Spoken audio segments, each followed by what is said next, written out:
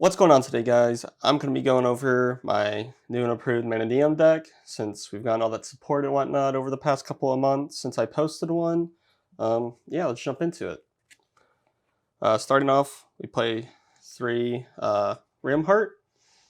Not much to say. It's the level 4 Heart for Mannadium. Goes well with the Visas. Moving on, we play the 3 Meek, and then I play the 1 Tord. I was on 2 Taurid, but I felt like I kept having it in my hand and it didn't really do anything when I would have one of these and one of these. So I was kind of like, just one more as a little extender kind of guy. And yeah, that's where I left off on that. This is a 40 card deck, so let me know what you guys think about it.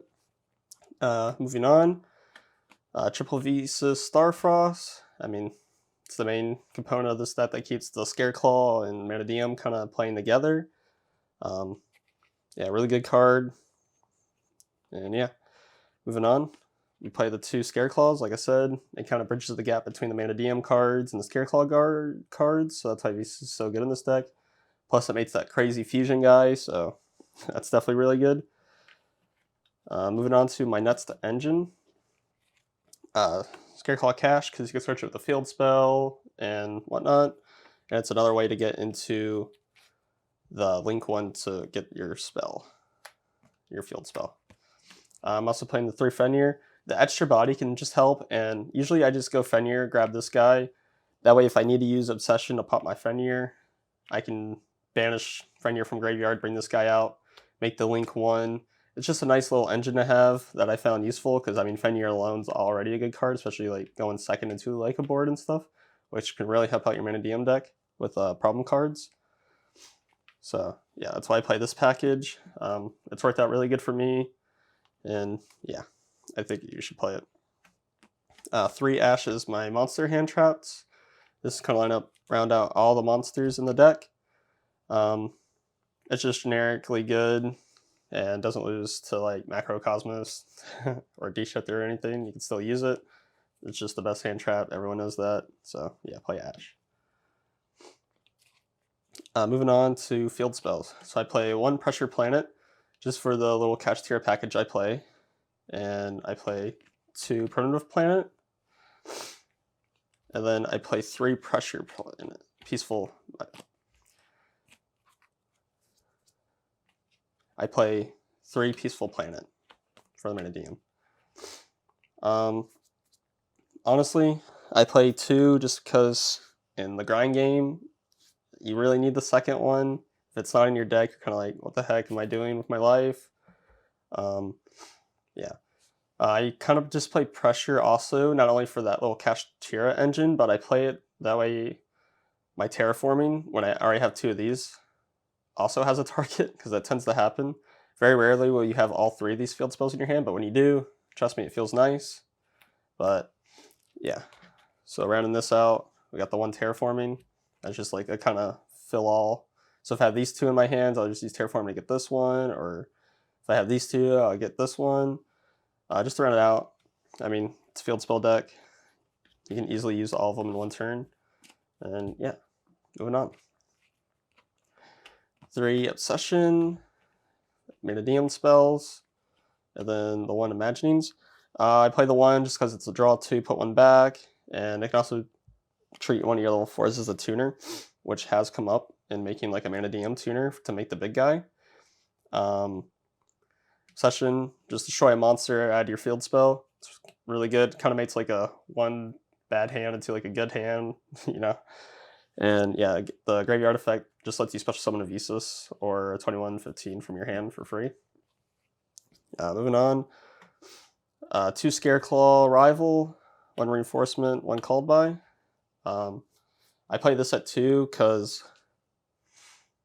I don't know, when I open it, I just want to be able to search another one. I mean, it's not once per turn, so that's why I think it's good. Pretty much, yeah, like I can make, like, if I have the right hand, Obsession can bring out a Visas. That's to my other guy, making my Chaos Angel, and I just use both of these to make a Baron straight off the bat, and they're just like, wait, that's not once per turn. And I was like, nope, not once per turn at all. Called by the Grave, first turn of the army, gets you both hearts, so that's why I play it, just another way into your level 4s. Kind of just some power cards.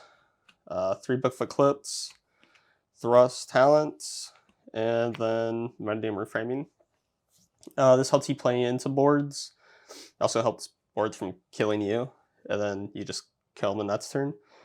The 1 Thrust, just to search for a lot of our normal spells like Reinforcement of the Army, Arrival, Obsession, Terraforming. Just another way to kind of get back into the game. Or if you just want to draw 2, you can do that as well.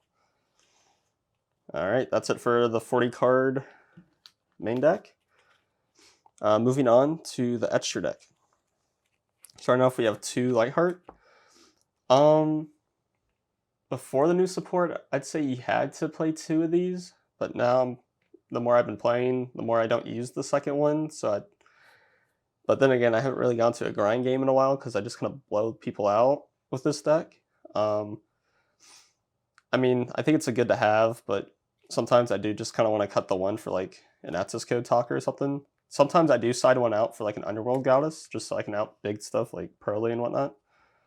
Yeah, you guys let me know what you think in the comments if that should be a 2 of or a 1 of. Finishing out the links, Cross Sheep and Apo. In the test hands, you saw me always making Apo and always making Cross Sheep.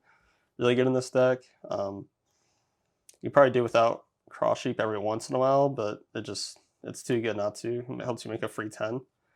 And then, yeah, Apo, we always end on like a 3 negate Apo, so yeah, really good.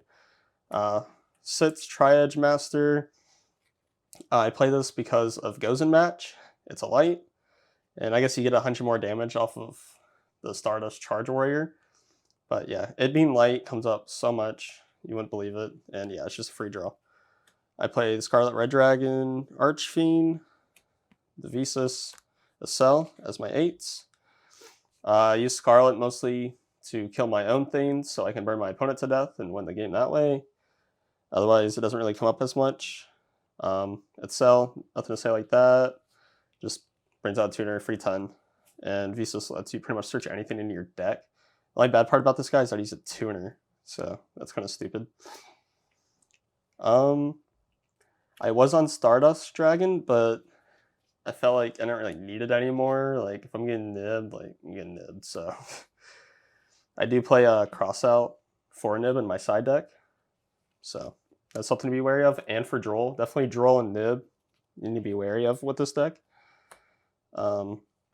Supreme, Sword Soul Supreme, Sovereign Chenin, Mannadium Prime Heart, Chaos Angel, Dissipator, and Baron. This rounds out the 10s. I play Chenin as my non-target removal for like tower decks that, you know, they can't be targeted or anything. I play Prime Heart just because sometimes I just get stuck with too many tuners on my field, and this guy is 1+ tuners plus 1 light monster. So it doesn't say you can't use 2 tuners. It just says +1 light monster. So, I mean, this guy says non-tuner, this guy says non-tuner, this guy says non-tuner, this says non-tuner. This is just 1 light monster. So you can use like a Visas and a Meek to make this guy. And rounding out our Synchros, Chaos Angel, Light and Dark. Chaos Angel, Light and Dark, pretty much they can't destroy your Apo by combat. They have to, like, you know, negate it or something. And then it makes our Synchro monsters if it's by monster effects. Dissipator can be a combo piece to bring back a piece, or like an Omega if you wanted to play a hand loop version or anything like that. It's really good. It's just, you know, negate and everything. Baron on a negate and has the 3rd effect in the standby phase, which is really good. Yeah, that rounds out our Synchros. And then I play the 2 fusions. This card's busted. You special it. Sometimes I use it to kill my own like Chaos Angel just to boost them up so high when my Chaos Angel is like 4200 or something. And I've had to beat really big access codes with this guy where I would just make a monster, use this guy, pop my own, and I'd just run over an access code with it. And yeah. I mean, I guess you could just pop the access code, but I can't remember what Towers deck it was, but I couldn't like do anything to it, so I had to like pop something. So not necessarily access code, but yeah, just a Towers monster. That's the deck profile, guys. It's a little bit different than it was a couple months ago, but definitely plays a lot more smooth. And from the test hands you saw, like it's pretty consistent.